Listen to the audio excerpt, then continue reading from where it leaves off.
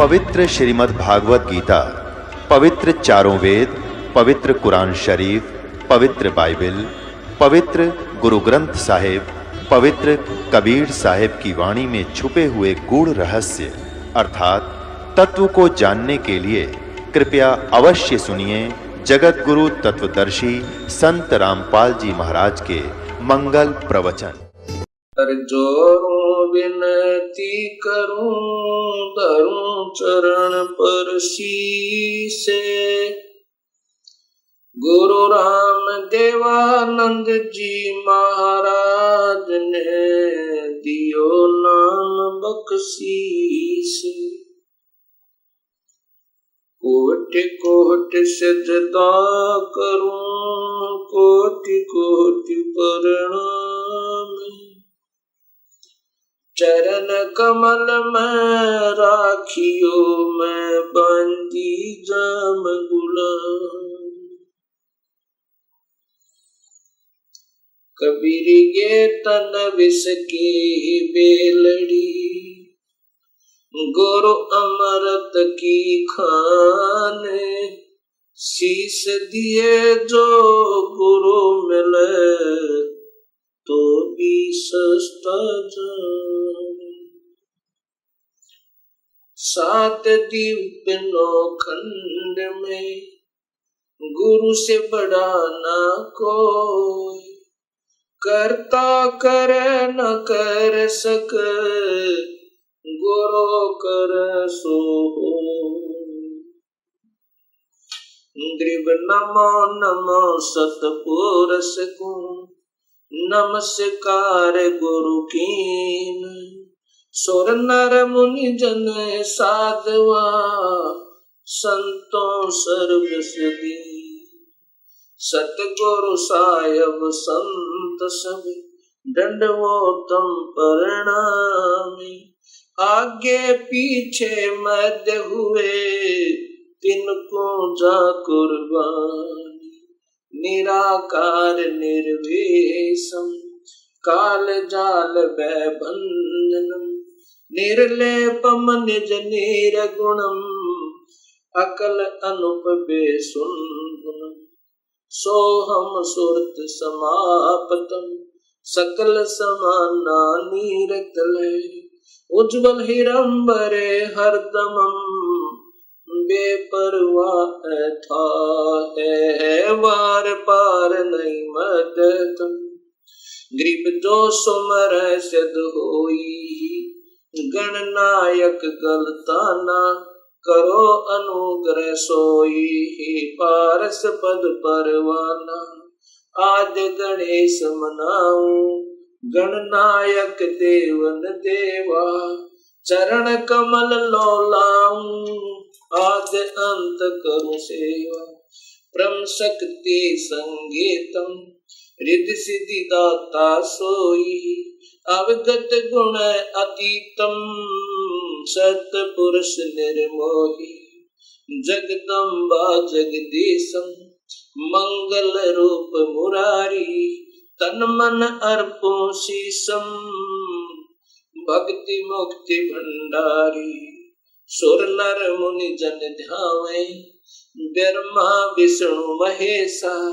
शेष सहस मुख गावे पूज्य आदि गणेशा। इंद्र कुबेर सरीखा वरुण धर्म राय ध्यावे। समर्थ जीवन जी का मन इच्छा फल पावे। 33 कोटि आधारा ध्यावे शेष 88। उतर भव जल पारा कट है यम की फांसी। 33 कोटि आधारा ध्यावे शेष 88। उतर भव जल पारा कट है यम की फांसी।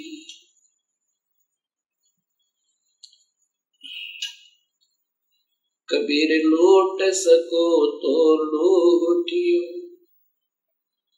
राम नाम की लोटी।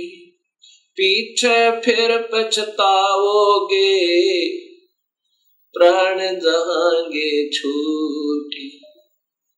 नहीं भरोसा देही का, विनस जावे क्षण माही।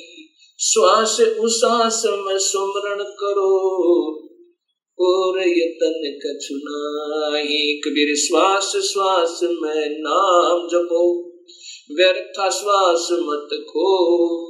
ना जाने इस श्वास को, आवण हो कि न हो। राम रटत कोटि भलो, चू चू पड़े जो चामे। ये कंचन दे किस काम की, जा मुख नाही नामी। कबीर जिव्या तो वो ये बली, जो रटे हरि नाम। नहीं तो काट बगाइयो, मुख में भलो ना चामे। कबीर राम रटत कन्या भली, साकट भलो न पूते। बकरी के गल में गल थना, जा में दूध न मोहते। कबीर राम रटत दारिद्र भलो, टूटी घर की छाने। वो सुंदर महल किस काम के, जहाँ भक्ति नहीं भगवान।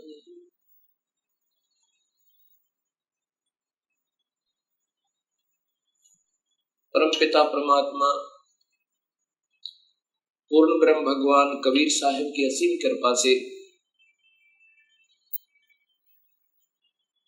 परिभाषा प्रभु की सर्वभक्त समाज के समक्ष पहुंची। इस सत्य ज्ञान को श्रवण करके तथा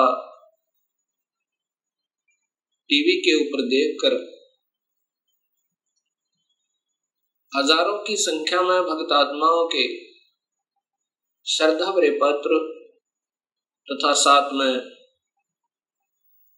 टेलीफोन के माध्यम से हमें उनके हृदय की पुकार, हृदय से की हुई प्रशंसा हमारे पास पहुंची।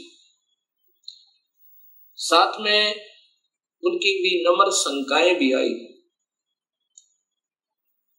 विनम्र भाव से उन्होंने प्रार्थना की कि जो आपने शास्त्रों के आधार पर यह सत्य ज्ञान समाज को दिया है, इसके लिए हम बहुत आभारी हैं।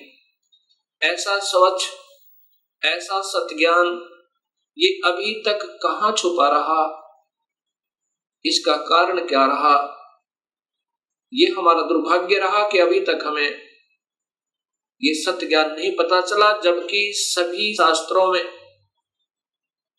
और ज्यों का तो प्रमाण मिला। अब ऐसे भक्त आत्माओं की अगर शंकाओं का समाधान नहीं हो पाया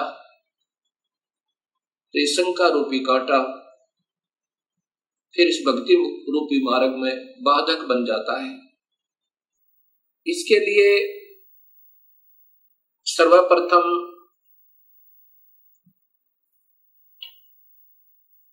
सृष्टि रचना का ज्ञान होना बहुत जरूरी है। जब तक हम सृष्टि रचना को ढंग से नहीं समझ पाएंगे, तब तक हम इस सत्य ज्ञान को नहीं कैच कर सकते, नहीं पकड़ सकते, नहीं समझ सकते। सृष्टि रचना के बारे में अभी तक समाज को, भगत समाज को, अपना कोई समाज नहीं है, कोई धर्म नहीं है हमारा एक ही धर्म है, मानव धर्म, और जीव अपनी जाति है। ये सबसे पहले हमने याद रखना चाहिए। जीव हमारी जाति है, मानव धर्म हमारा, हिंदू मुस्लिम सिख ईसाई ये धर्म नहीं कोई न्यारा है। हम एक पिता की संतान है, हमारा एक ही बाप है, वो कुल मालिक पूर्ण परमात्मा। और पिछले इतिहास को अगर हम देखें, उसमें ना कोई हिंदू था, ना मुसलमान, ना सिख, ना ईसाई। आज हम कोई हिंदू बना हुआ है, इस मानव शरीर के समाप्त होने पर भक्तिहीन प्राणी अपने संस्कारवश कभी पशु बन जाएगा, कभी पक्षी बनेगा, कभी पानी के जलचर बन जाएंगे। जब हम पशु होंगे तो हमारी पशु जाति होगी, और जब हम पक्षी होंगे तो हम पक्षी जाति के प्राणी होंगे। और ये भी हो सकता है कि हमारा कोई पुण्य संस्कार बचा हुआ हो, पुनर्जन्म मानव का हो, तो हम, कोई हिंदू है वो मुसलमान के घर जन्म लेगा, क्योंकि हमारे पिछले संस्कार रले मिले हैं, अलग नहीं है। सिख धर्म लगभग 300 वर्ष पूर्व 10वें गुरु गोविंद सिंह जी के द्वारा ये निर्मित हुआ, इसका उत्थान हुआ। उससे पहले सब हिंदू थे। उनके पिछले नाम राजा राम, कृपाराम, रामचंद्र, चंद्रभान, इस प्रकार के 3-4 पीढ़ी से पूर्व के जितने पूर्वज हैं वो इन नामों पर है। ऐसे ही इससे पहले मुसलमान धर्म नहीं था। हजरत मोहम्मद जी ने एक विशेष पवित्र मार्ग बनाया था भक्ति का, लेकिन आने वाले समय में इसमें बहुत त्रुटियां बन गई। ऐसे ही पहले ईसा जी ने एक निर्मल भक्त समाज तैयार किया था, उससे पूर्व अब्राहिम जी ने, ऐसे ये आदम जी से पहले हिंदू धर्म था, और हिंदू से पहले केवल आर्य हुआ करते थे, कोई धर्म नहीं था। अब हमने ये विचार करना पड़ेगा कि हम दो नहीं हैं। जहां से भी भक्ति प्रारंभ होती है वो निर्मलता के आधार पर है। बीड़ी, शराब, मांस, तंबाकू उसमें कभी प्रयोग नहीं होता, और केवल एक प्रभु की ही साधना प्रारंभ होती है। आने वाले समय में उसमें त्रुटियां आ जाती हैं। मनमुखी गुरु लोग उसमें ढेर सारी त्रुटियां पैदा कर देते हैं, और जिसके कारण वो समाज का प्रारूप बदल जाता है। भक्त समाज का, उस धर्म का एक प्रारूप बदल जाता है, वास्तविकता नहीं रहती। फिर ऐसे ही सदियों उपरांत फिर ये मार्ग प्रारंभ होता है। उसमें प्रारंभकर्ता को कठिनाइयां अवश्य आती हैं। समाज समझता है कि ये निंदक है, सभी को की साधनाओं को गलत बता रहा है। बिल्कुल नहीं, गलत उनको लगेगा ये मार्ग जिनको स्वयं शास्त्रों का ज्ञान नहीं, और उनके गुरुदेव अधूरे हैं, जिन्होंने आज तक ये नहीं बताया कि ये सृष्टि कैसे रचेगी, जबकि शास्त्रों में विद्यमान है ये सारा ज्ञान। अब सबसे पहले हमने सृष्टि रचना का सही ज्ञान होना चाहिए। तो अब दास आपको सृष्टि रचना बताना चाहेगा। सर्वप्रथम केवल एक ही प्रभु था, उसका नाम कबीर है। वास्तविक नाम उस परमात्मा का कबीर है। वो अनामी लोक में, अकय लोक में रहता था, और वहीं पर हम सब जीव उसी परमेश्वर कबीर में समाये हुए थे। उसके बाद उस परमात्मा ने स्वयं प्रकट होकर, अर्थात अपने उस अनामी लोक में स्वयं ही 3 नीचे के लोकों की और रचना की। अलख लोक, अगम लोक, फिर अलख लोक, और नीचे का सतलोक। फिर सतलोक में आकर के उस परमेश्वर ने अन्य रचना की, सर्वप्रथम एक शब्द से 16 द्वीपों की रचना की। उसके बाद 16 शब्द फिर उच्चारण किए, उनसे अपने 16 पुत्रों का निर्माण किया, उनकी शब्द से उत्पत्ति की, वचन से, और उनको उन 16 द्वीपों में रहने की आज्ञा दी। उनमें से एक पुत्र अचिंत को उस सतपुरुष ने, क्योंकि सतलोक में उपमात्मक नाम उसी कबीर परमेश्वर का सतपुरुष, नि अक्षर पुरुष, परम अक्षर पुरुष, शब्द स्वरूपी राम, अकाल मूरत, पूर्ण ब्रह्म, ये उनके उपमात्मक नाम है, और वास्तविक नाम उस परमेश्वर का कबीर है।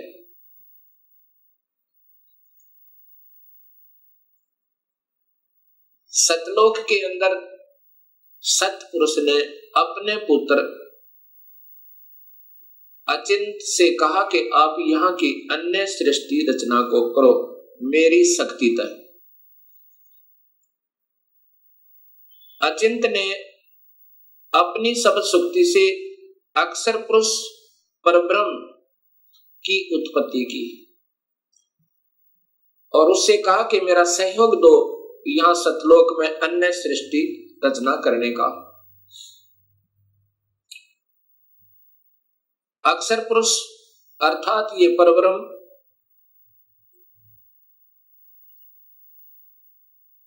एक सतलोक में बने हुए मान सरोवर में,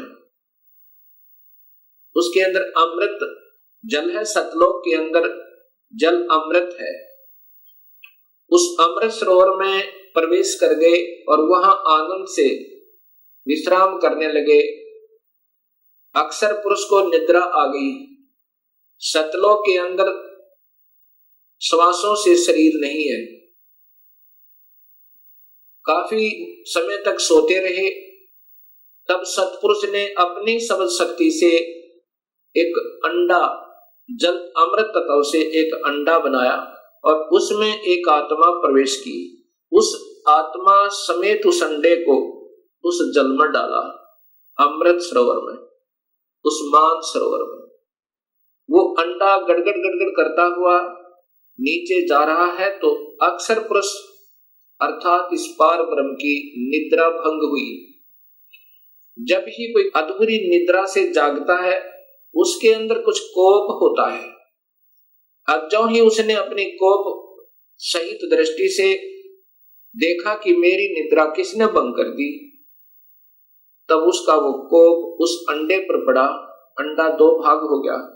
उसमें से ये ब्रह्म निकला, क्षर पुरुष। ब्रह्म अर्थात क्षर पुरुष, इसी को ज्योत स्वरूपी निरंजन, वास्तव में इसका नाम कैल है, कैल। और यही आगे चल के काल कहा, ये आने वाले इसी विवरण में आपको ज्ञान होगा। आकाशवाणी सतपुरुष ने की कि तुम दोनों बाहर आओ। अक्षर पुरुष तुम निद्रा में थे और आपके बिना यहाँ सृष्टि नहीं रची जा रही थी। तुम दोनों बाहर आओ और तुम्हें जगाने के लिए सारी क्रिया की गई और तुम दोनों के दोनों अचिंत के लोक में रहो। ऐसे आदेश प्रभु का पाक है। वे दोनों के दोनों अचिंत के लोक में रहने लगे काफी समय तक। उसके बाद हम सभी की उत्पत्ति कबीर परमेश्वर ने, उसी सतपुरुष ने अपने शब्द शक्ति से हम सबकी उत्पत्ति वहां पर की। कुछ दिनों के बाद इस क्षर पुरुष के अर्थात ब्रह्म के मन में एक खरपतवार उपजा। इसके मन में ये आया कि मैं अपना अलग से राज्य बनाऊं। मेरे अन्य भाई सब एक एक द्वीप में रहते हैं और हम दो यानी अचिंत और ब्रह्म और साथ में ये अक्षर पुरुष पर ब्रह्म की, हम एक ही द्वीप में रह रहे हैं। मैं अपना अलग राज्य चाहूंगा। इस उद्देश्य से ब्रह्म ने क्षर पुरुष ने, ज्योत स्वरूपी निरंजन ने 70 युग तक अलग से एक पैर पर खड़ा होकर तपस्या की। जब ये तपस्या कर रहा था, हम ये सभी आत्माएं जो आज काल के लोक में दुख पा रहे हैं, चाहे आज कोई देव बना है, चाहे कोई महादेव बना है, चाहे आज कोई शूकर बना है, चाहे कोई गधा बना है, चाहे कोई राजा बना है, चाहे कोई रंक बना है, पशु या पक्षी बना हुआ है, ये सभी की सभी आत्माएं हम इस काल के ऊपर अर्थात इस ब्रह्म के ऊपर आसक्त हो गए। और यही बीमारी आज हमारे अंदर विद्यमान है, यही प्रक्रिया। जैसे ये नादान बच्चे किसी हीरो और हीरोइन को देखकर उसकी अदाओं के ऊपर इतने आसक्त हो जाते हैं कि वो अगर आसपास कहीं किसी शहर में वो हीरो, वो अभिनेता या अभिनेत्री आ जाए, लाखों की संख्या में उनके दर्शनार्थ भीड़ उमड़ जाए और लेना एक न देने दो, कुछ मिलना नहीं उससे। ऐसी हमारी वृत्ति वहां बिगड़ी थी सत्यलोक में।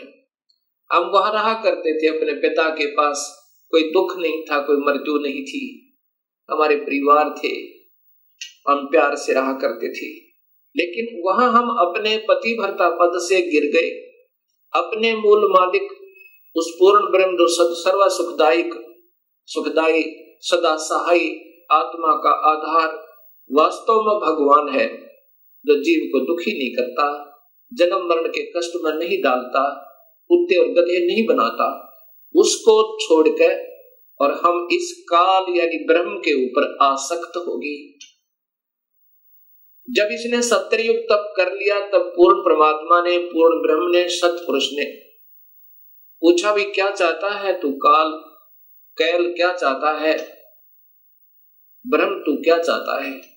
तब इस ज्योत स्वरूपी निरंजन ने कहा कि पिताजी, ये स्थान जहां मैं रह रहा हूं ये कम है, मुझे अलग से राज्य दो। तब उस पूर्ण ब्रह्म ने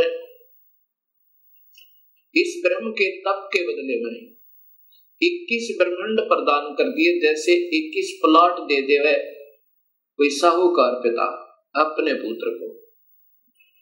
21 ब्रह्मांडों को पाकर ये ज्योत निरंजन बड़ा प्रसन्न हुआ।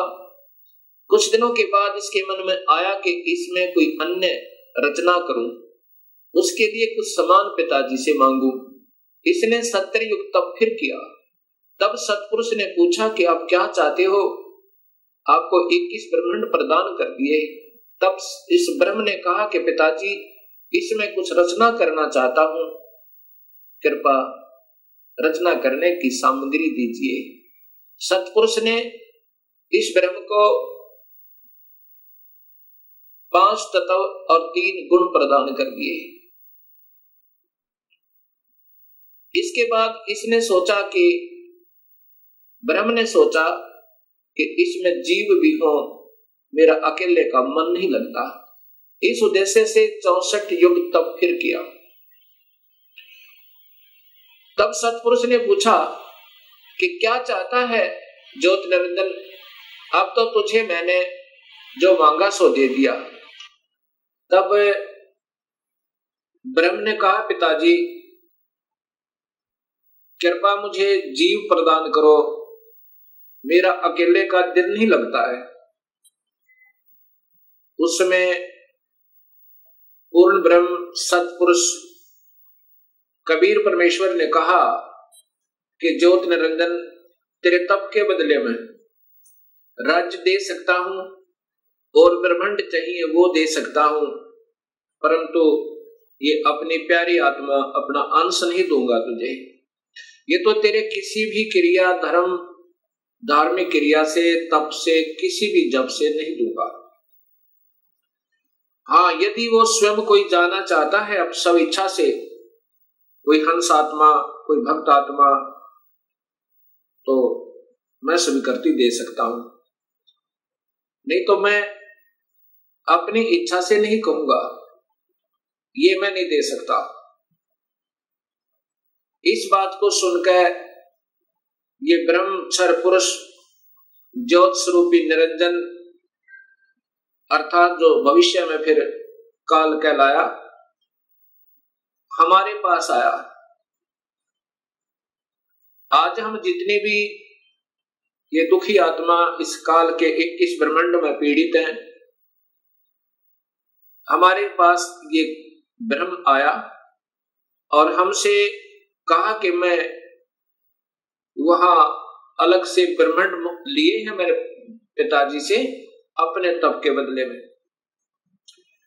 वहां ऐसे स्वर्ग बनाऊंगा, महास्वर्ग बनाऊंगा और ऐसे दूधों की नदी बहाऊंगा, झरने बनाऊंगा। क्या आप मेरे साथ चलना चाहते हो? तब हम सभी ने जो यहां काल के 21 ब्रह्मांडों में पीड़ित हैं, कहा कि यदि पिताजी हमें आज्ञा दें तो हम चलने को तैयार हैं। इस बात को सुनकर ज्योत स्वरूपी निरंजन कबीर परमात्मा के पास आया और उससे कहा कि पिताजी कुछ आत्माएं हमारे साथ चलने को तैयार हैं। सतपुरुष से कहा इस काल ने ब्रह्म ने कि पिताजी कुछ आत्माएं मेरे साथ चलने को तैयार हैं, उन्होंने सहमति दी है। तब पूर्ण परमात्मा सतपुरुष अर्थात कबीर देव ने, कबीर साहिब ने कहा कि यदि वो मेरे सामने स्वीकृति देंगी, जितनी भी आत्माएं हैं जो तेरे साथ जाना चाहते हैं, तो मैं उनको आज्ञा दे दूंगा। ऐसा कहकर के सतपुरुष हम सभी आत्माओं के पास आया जो आज काल के लोक में कैद में बंद हैं। सतपुरुष ने, उस अकाल मूर्त ने, शब्द स्वरूपी राम ने हमसे पूछा कि जो आत्मा इस ब्रह्म के साथ जाना चाहती हैं वो अपनी सहमति व्यक्त करें। उस समय हम सभी घबरा गए और नहीं हिम्मत पड़ी अपने पिता के सामने स्वीकृति देने की। उस समय एक आत्मा ने सर्वप्रथम हिम्मत किया, डेयर किया और कहा कि पिताजी मैं इस ब्रह्म के साथ जाना चाहता हूं। उसकी देखा देखी फिर हम सभी ने स्वीकृति दे दी।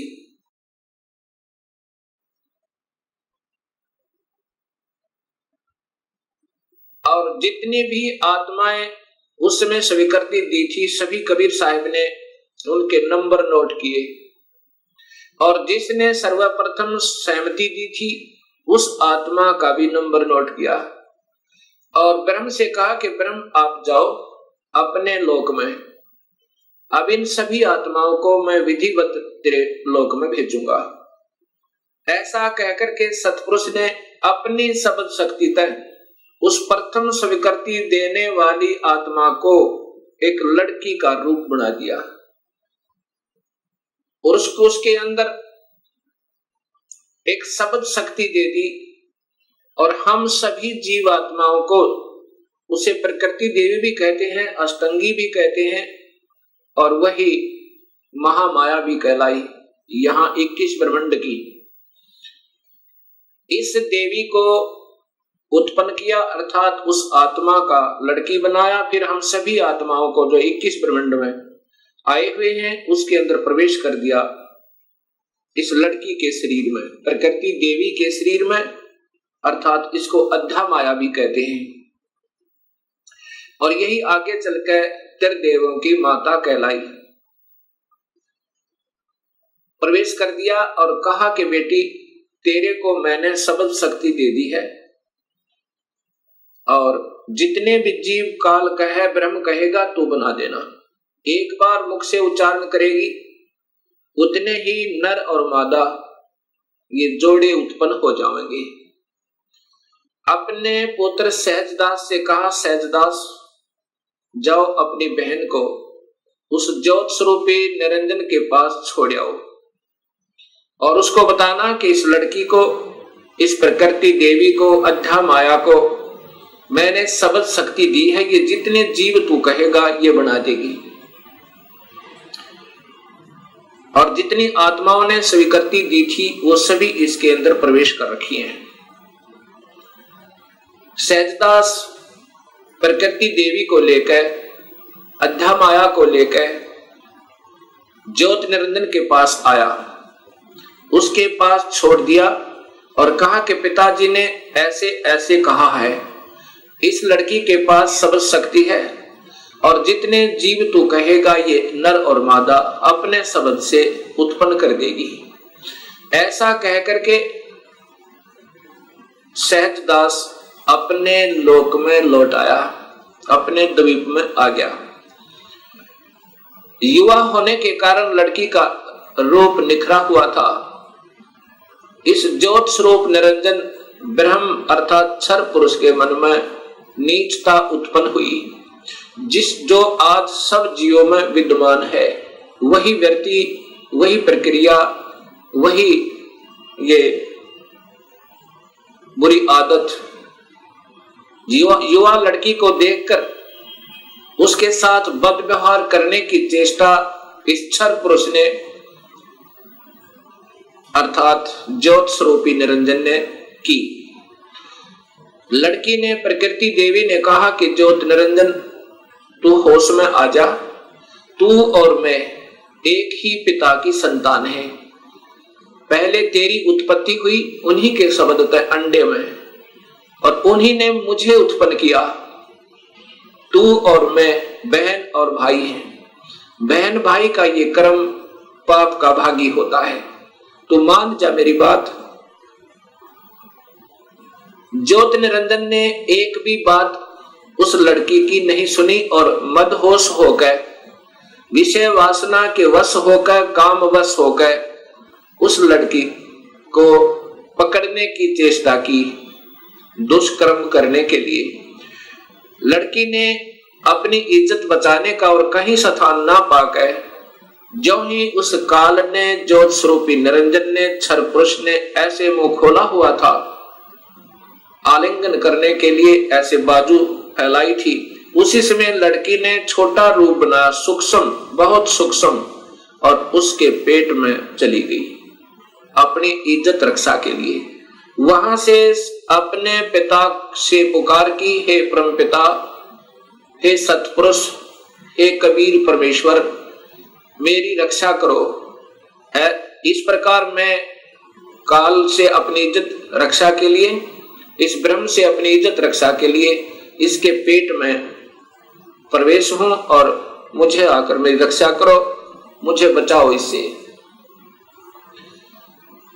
उसी समय कबीर परमेश्वर ने अपना ही दूसरा रूप अपने पुत्र योग संतायन अर्थात योग जीत, उसे जोग जीत भी कहते हैं, योग जीत का रूप बनाकर काल के 21 ब्रह्मांडों में प्रकट हुए और कहा कि ज्योत स्वरूपी निरंजन तूने जुल्म कर दिया, आपने ये ऐसा जुल्म कर दिया, ऐसे कर्म करने वाले पाप आत्मा को इस सच्चे लोक में ये श्राप, ये कर्म, ये पाप लगता है कि 1 लाख जीवों का, मनुष्य शरीरधारी जीवों का रोज आहार करेगा और 1.25 लाख की उत्पत्ति करेगा। पिताजी ने आदेश दिया है मुझे कि आप यहां से निकल जाइए अपने 21 ब्रह्मांड को लेकर, और लड़की को उसके पेट से निकाल दिया, प्रकृति देवी को इस ब्रह्म के पेट से निकाल दिया और उनको 21 ब्रह्मांड समेत और दोनों को वहां से निष्कासित कर दिया और कहा कि प्रकृति तूने स्वयं अपने पैर पर कवाड़ा मारा है, अपने पिता से दूर होगी तू, अब इसकी सजा तू ही पावेगी और जाओ यहां से 21 ब्रह्मांड लेकर आप चले जाओ।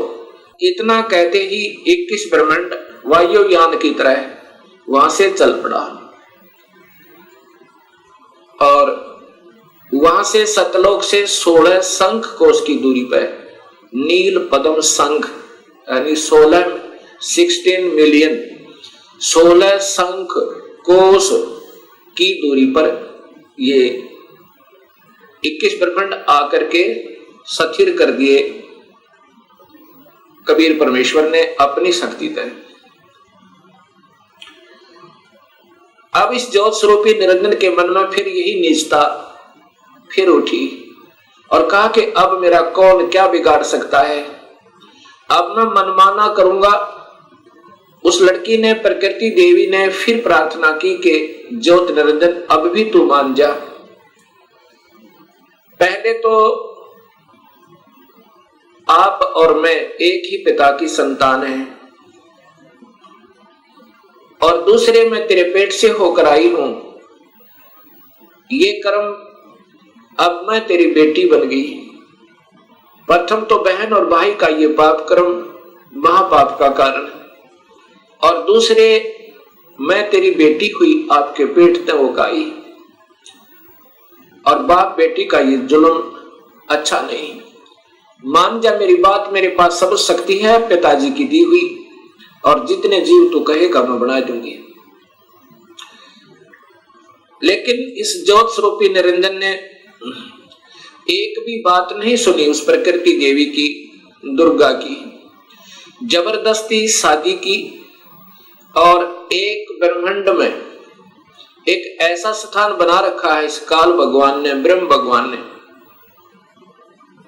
वहां पर ब्रह्मलोक कहते हैं उसको। उस ब्रह्मलोक के अंदर इसने 3 स्थान बना रखे हैं, एक रजोगुण प्रधान, एक सतोगुण प्रधान और एक तमोगुण प्रधान।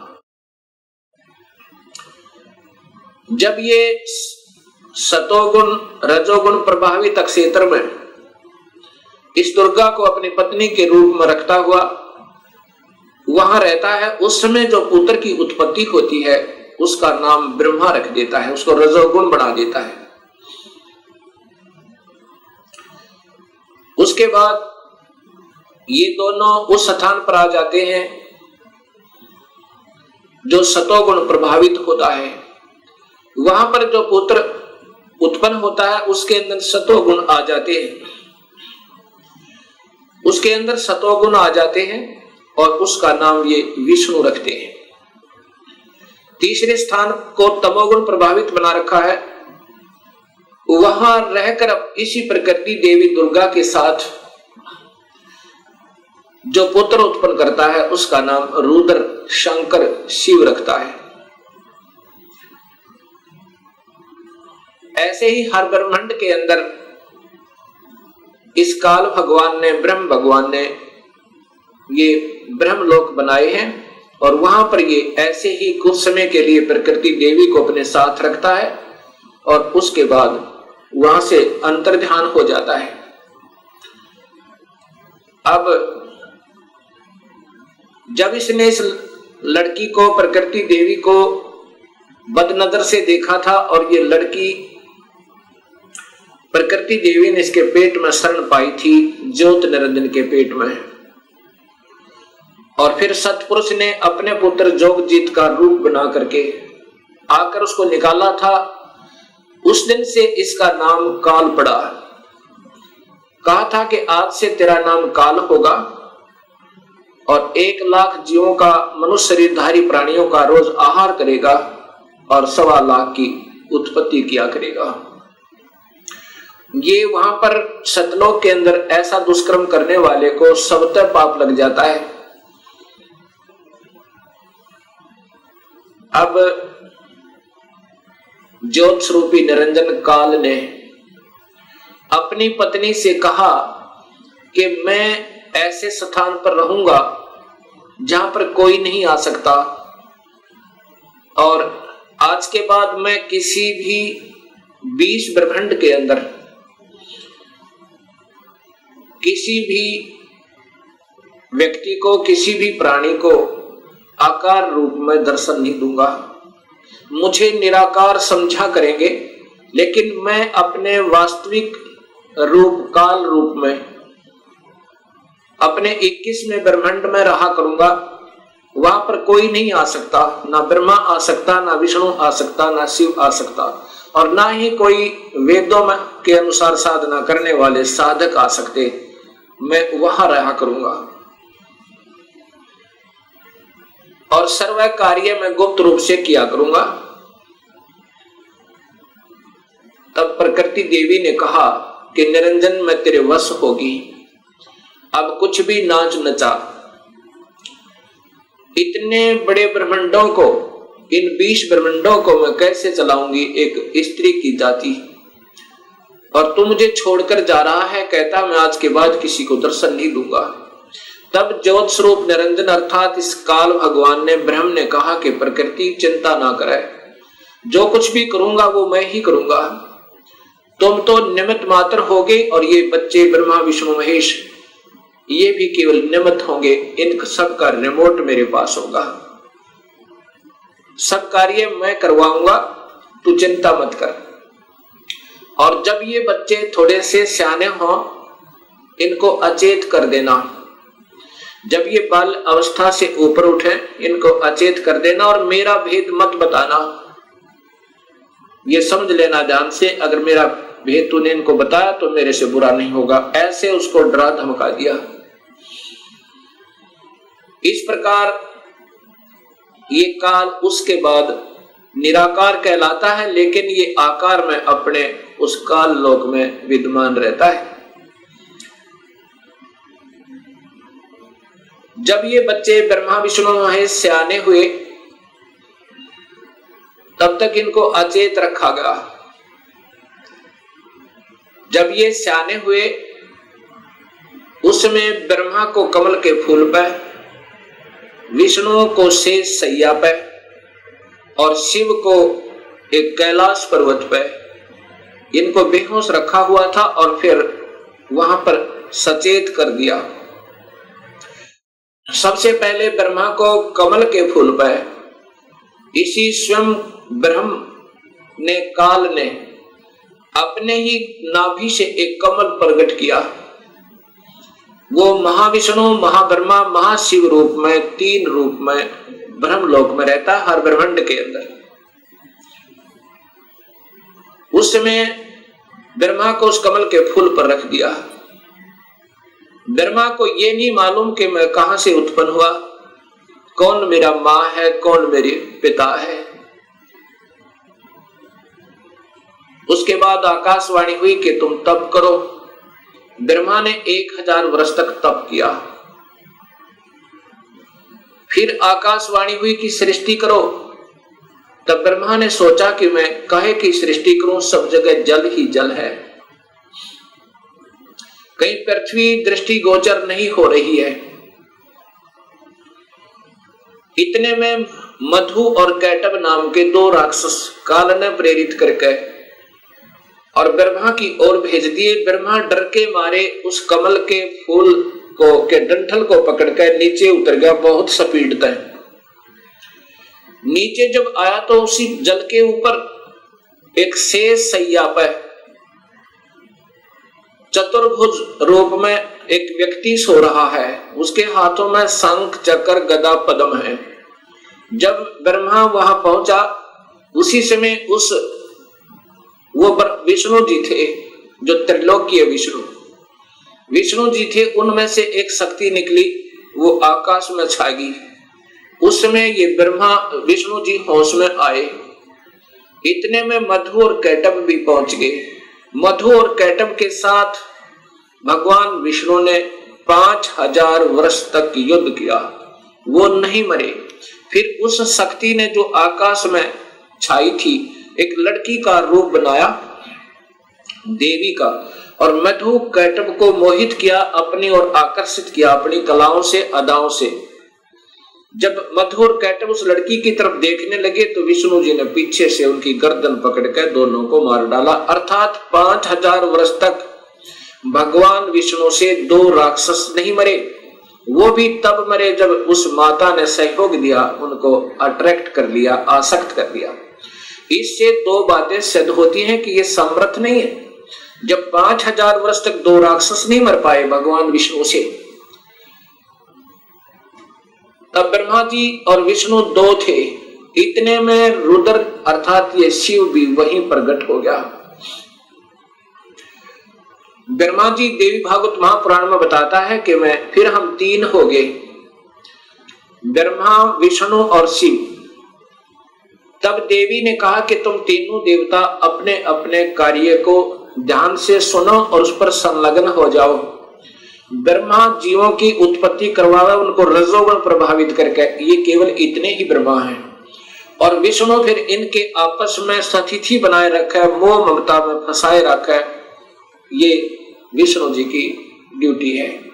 और शिव की ड्यूटी है कि ये संहार करे। तब इन तीनों ने कहा कि हे माई, हे देवी, कहीं पर पृथ्वी नजर नहीं आ रही है और पृथ्वी के बिना प्राणियों की सृष्टि स्थिति और संहार असंभव है।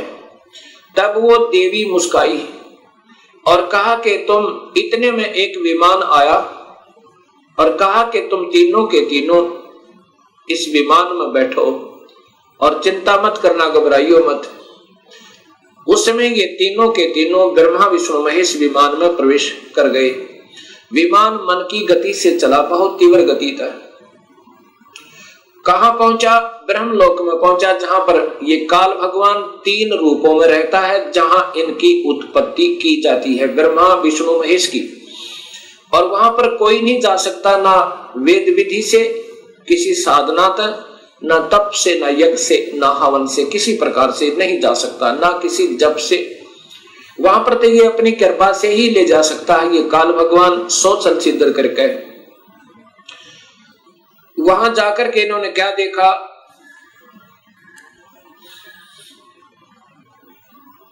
एक इंद्र देखा वहां पे, क्योंकि वो महास्वर्ग के अंदर एक महा इंद्र है। उसके बाद फिर आगे विमान गया, वहां एक ब्रह्मा देखा। जब दूसरा ब्रह्मा देखा तो शिव और विष्णु ब्रह्मा जी से पूछने लगे कि हे चतुरानन, ये दूसरा ब्रह्मा कौन है? तब ब्रह्मा जी ने कहा, मुझे नहीं मालूम ये कौन है। उसके बाद विमान आगे चला। फिर क्या देखा कि त्रिनेत्रधारी भगवान शिव दूसरा देखा, जो नंदी वृषभ पर सवार थे, हाथ में त्रिशूल लिए हुए थे। उसके बाद इनका विमान आगे चला। वहां पर क्या देखा कि एक विष्णु और थे, और वह बहुत सुंदर विशाल लक्ष्मी का एक भवन था, उसमें बहुत ऐश्वर्य के साधन उपलब्ध थे। उसके बाद विमान आगे पहुंचा। कहां गया? एक माई बैठी थी, जिसके शरीर में जैसे हजारों बिजलियां चमक रही हो, इतना तेज था, इतना नूर था, और वो प्रकृति देवी थी। ये ब्रह्मा विष्णु महेश की मां थी, मां है जो इन्होंने देखी। विमान वहां रुका। देवी एक विशाल भवन के अंदर विराजमान थी। तब उसने कहा कि तुम तीनों के तीनों जहाज से नीचे उतरो। हम नीचे उतरे। ब्रह्मा विष्णु महेश, ब्रह्मा बता रहा है देवी भागवत महापुराण में, नीचे उतरे। तब विष्णु जी ने ध्यान से देखा और कहा कि ये तो अपनी मां है। इस माई के दर्शन मैंने किए थे जब मैं बालक था, छोटा सा था। जब मैं बालक था, छोटा सा था, तब मैंने इस माई के दर्शन किए थे। इससे सब सिद्ध है कि इनका जन्म है और ये तीनों की मां है। तब ब्रह्मा विष्णु और शिव ने तीनों ने स्वीकार कर लिया कि ये ही अपनी जननी है। तब शिव जी कहते हैं, हे माता, जब आप ब्रह्मा को उत्पन्न करने वाली आप हैं, विष्णु भी जब आपके बालक हैं, तो ये तीसरा भी आप ही का बच्चा है। आप ही हमें गुप्त भेद नहीं बता रहे थे, अब हमने आप ही की कृपा से ज्ञान हुआ। अब इसका प्रमाण आपको सबसे पहले देवी भागवत महापुराण में देता हूं। पहले आपको देवी भागवत महापुराण से प्रथम शिव पुराण को दिखाता हूं, उसके बाद फिर आपको देवी भागवत महापुराण दिखाऊंगा। और ये शास्त्र पहले से उपलब्ध थे, कोई आज नए नहीं बनाए इस दास ने, क्योंकि जितने हमारे अभी तक शास्त्र विद रहे वो अल्पज थे, अधूरे ज्ञान युक्त थे, वो उनको इस सत्य मार्ग का पता नहीं था। इसलिए हमारे सभी पूर्वजों को भूत बना दिया गीता विरुद्ध साधना करवा के, और पितर बनवा दिया गीता विरुद्ध साधना करवा के। गीता में लिखा है कि देवी देवताओं की पूजा मत करो, ब्रह्मा विष्णु महेश की पूजा भी नहीं करनी है, तीनों गुणों की भक्ति नहीं करनी है, केवल ब्रह्म से प्रारंभ होती है भक्ति, और पूजा करनी है केवल पूर्ण ब्रह्म की। अब मैं आपको देवी भागवत, पहले आपको शिव महापुराण दिखाता हूं।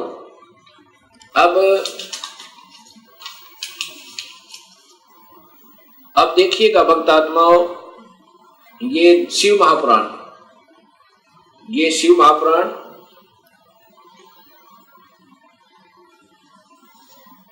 इसके अंदर आपको पता चलेगा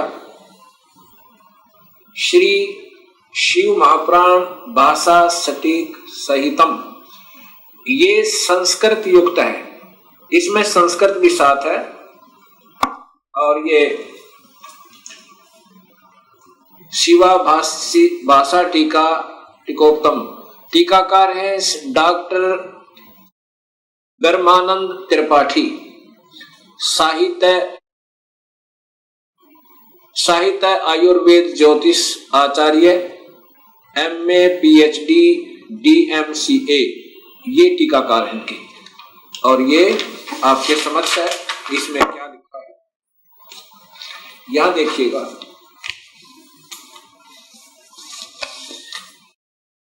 यहां से पढ़िएगा, ये संस्कृत है और ये हिंदी आपको दिखाना चाहूंगा। प्रलय काल में मुनिवर, प्रलय काल में भी शिव पार्वती का कभी वियोग ना होने के कारण ही काशी को अविमुक्त अक्षेत्र कहते हैं। प्राचीन काल में शिवजी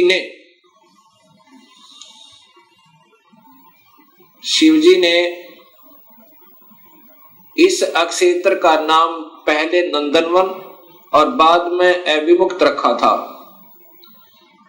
हे देवर्षि नारद, आनंद वन में रमण करते हुए शिव पार्वती के मन में इच्छा हुई कि किसी दूसरे पुरुष का निर्माण किया जाए,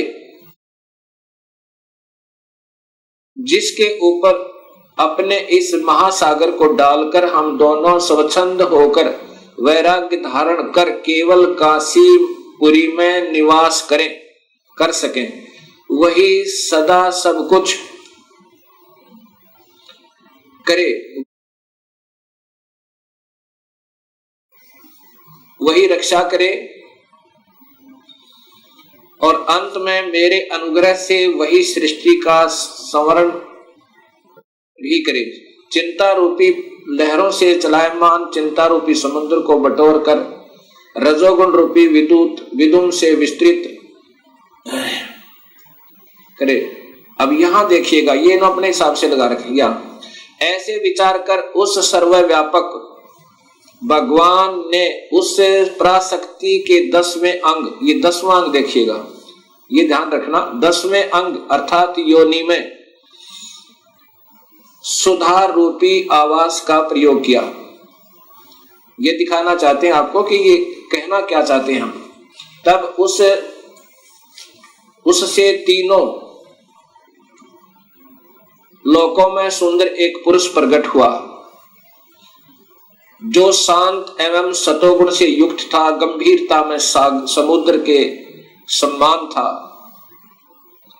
सम्मान तथा अक्षमावान था। हे मुनि, वह पुरुष इंद्र लक्ष्मणी के सदृश कांति वाला, अर्थात ये था कौन, ये देखिएगा नीचे। शिवजी ने कहा, उस जो पुत्र उत्पन्न हुआ उसको कहा, सर्वव्यापक होने से तुम्हारा विष्णु यह प्रसिद्ध नाम होगा। ये देखिए, जानता है। फिर देखिए, सर्वव्यापक होने से शिव ने कहा, शिवजी ने कहा सर्वव्यापक होने से के कारण तुम्हारा विष्णु यह प्रसिद्ध नाम होगा। अब इससे सिद्ध हो गया कि शिवजी से विष्णु की उत्पत्ति। एक बार कर लीजिए।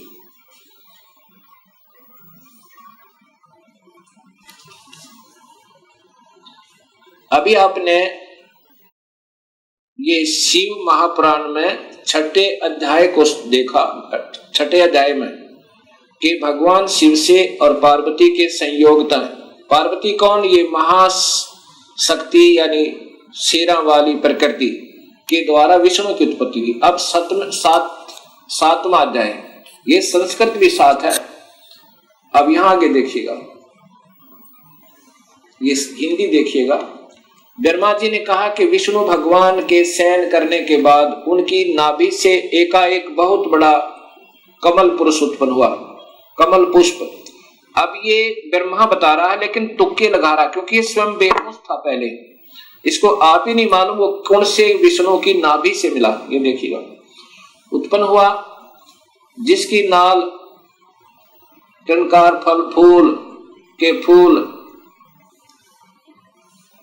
अब ज्यादा ना देख के देखिएगा, उस सांब शिव परमेश्वर भगवान शिव ने पहले की भांति जैसे विष्णु की उत्पत्ति की थी दुर्गा और काल के संयोग तय, पहले की भांति अपने दाहिने अंग से मुझे उत्पन्न किया। ब्रह्मा कह रहा कि मेरी उत्पत्ति भी उस काल ब्रह्म से, यानी शिव कह रहे हैं, ये शिव हो महा ब्रह्मा महाविष्णु महाशिव रूप में ये काल ही रहता है, मुझे उत्पन्न किया। ये ब्रह्मा जी ने बताया। कई भक्तात्मा कहते हैं कि जो गीता प्रेस गोरखपुर से प्रकाशित पुस्तकें हैं वही विशेषकर आम भक्त समाज उनको सत्य मानता है, एथेंटिक मानता है। अब आपके सामने यही गीता प्रेस गोरखपुर से प्रकाशित ये पुस्तक दिखाते हैं, शिव महापुराण।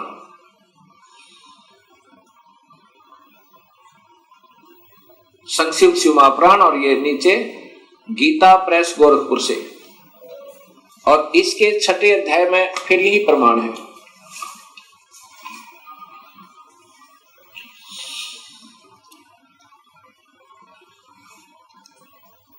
इसी शिव महापुराण का ये छठा अध्याय है। ये शिव महापुराण अध्याय नंबर 6, उसके बीच से सुना रहा हूं, आप इसको खरीद कर देख भी सकते हो। जिससे परब्रह्म के विषय में ज्ञान और अज्ञान पूर्ण उक्तियों द्वारा इस प्रकार ऊपर बताए अनुसार विकल्प किए जाते हैं, उसने कुछ काल के बाद सृष्टि का समय आने पर द्वितीय की इच्छा प्रकट की। उसके भीतर एक से अनेक होने का संकल्प उदित हुआ। तब उस निराकार परमात्मा ने अपनी लीला शक्ति से अपने लिए मूर्ति आकार की कल्पना की। वह मूर्ति संपूर्ण ऐश्वर्य गुणों से संपन्न, सर्वज्ञानी, ज्ञानमयी, शुभ स्वरूपा, सर्वव्यापिनी, सर्वरूपा, सर्वदर्शनी, सर्वकारिणी, सबके एकमात्र वंदनिया, सर्वदा सब कुछ देने वाली और संपूर्ण संस्कृतियों का केंद्र थी। उस शुद्ध रूपणी ईश्वरीय मूर्ति की कल्पना करके वह अद्वितीय, अनादि, अनंत, सर्व प्रकाशक, चिंत, सर्वव्यापी और अविनाशी परब्रह्म अंतर्हित हो गया। ये काल की कलाएं हैं सारी, और ये अनजान लेखक जिनको कुछ ज्ञान नहीं, इस काल को ही सब उपमा दे रहे हैं उस पूर्ण ब्रह्म के तुल्य जो मूर्ति रहित परम ब्रह्म है। अब यहाँ मूर्ति हो गया और फिर मूर्ति रहित भी है। अब ये काल की ही कला है, वो क्या बन गया? शिव रूप में आ गया। उसकी मूर्ति यहां देखो, चिंतमय आकार भगवान सदाशिव है।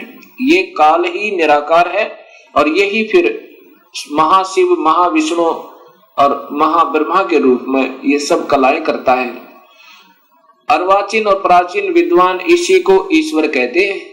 जितना जिनको ज्ञान है इस काल को ही ये ईश्वर कहते। उस समय एकाकी रहकर स्वेच्छानुसार विहार करने वाले उन सदाशिव ने अपने विग्रह से स्वयं ही एक स्वरूप भूता शक्ति की सृष्टि की, अर्थात वह देवी इसी के शरीर से निकली, वो निकाली थी पूर्ण परमात्मा ने, जो इसके पेट में शरण ले ली थी, कि जो उनके अपने श्री अंग से कभी अलग होने वाली नहीं थी। उस पराशक्ति को प्रधान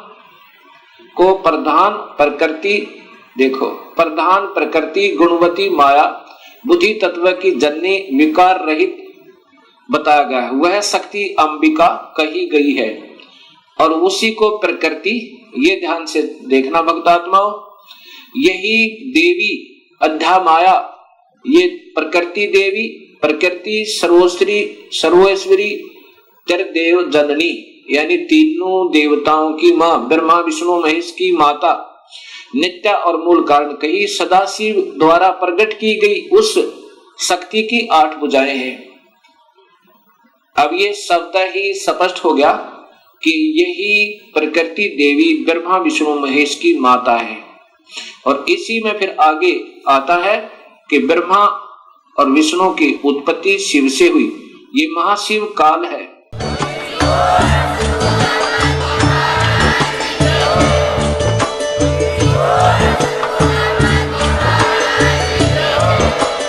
आप सुन रहे थे जगत गुरु तत्वदर्शी संत रामपाल जी महाराज जी के मंगल प्रवचन। अधिक जानकारी के लिए विजिट कीजिए हमारी वेबसाइट www.jagatgururampalji.org। संत रामपाल जी महाराज जी के शुभ आशीर्वाद से पूरे विश्व भर में 500 से भी ज्यादा नाम दीक्षा केंद्र हैं, जिन पर संत रामपाल जी महाराज जी द्वारा ऑनलाइन निशुल्क नाम दीक्षा दी जा रही है। अपने नजदीकी नाम दीक्षा केंद्र का पता करने के लिए संपर्क करें 8222880541।